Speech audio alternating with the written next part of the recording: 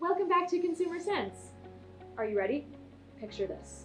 It's a Monday night and you decide to treat yourself to a night of shopping in the mall. You get there and you're on your way to your favorite retailer when you notice from afar the dreaded "everything must go" sign is plastered all over the windows. Another retailer bites the dust. This nightmare has come true for many consumers, as in the past couple of years, several retailers past their prime have filed for bankruptcy. Forever 21, Charlotte Russe, Toys R Us, Payless, Kmart, Gymboree, and Aeropostale have all fallen to the uprising of the retail apocalypse, as it's recently been referred to. In 2019, closings amounted to 8,200, with 35 major bankruptcies declared, and over 75% of them retail, compared to 2017, with store closings of only 6,700. The buzz has recently picked up the pace, with Forever 21 filing for bankruptcy just a few weeks ago. This sparked the discussion of the so-called retail apocalypse that is sweeping the industry and will continue to as online spending increases and retailers in deep debt struggle to change their fate.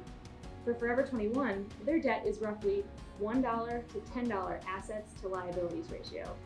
But why the sudden shift? Us consumers are definitely still spending money, so what's up? The problem isn't that we're not spending money. Us consumers are just changing our preferences, our shopping platform preferences, and our priorities.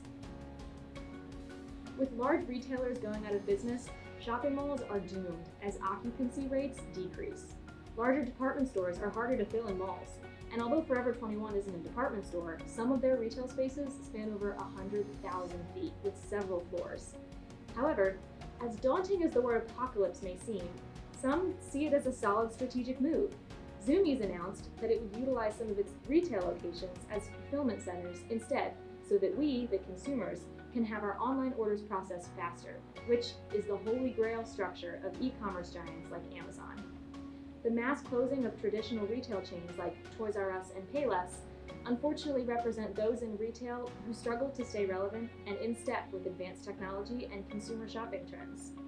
With that being said, retail is still expected to rise, especially in the e-commerce department. According to Kiplinger, sales are expected to increase by 4.3%. And in truth, our preferences as consumers are changing.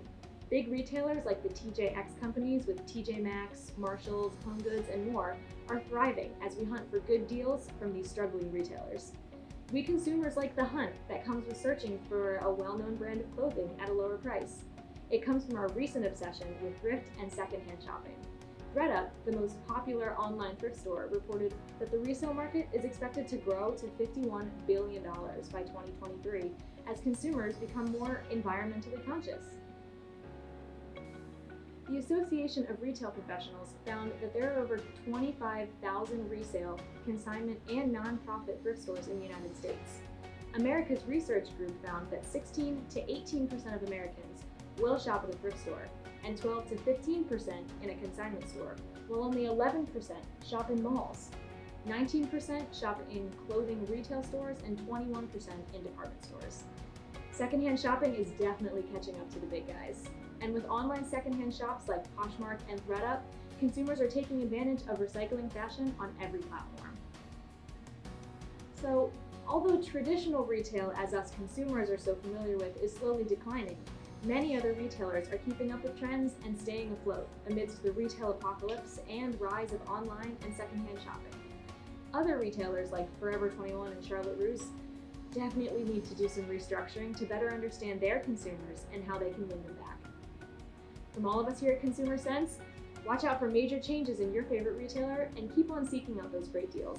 Check back soon for more consumer tips and tricks to save money so that we can make sense of it all for you.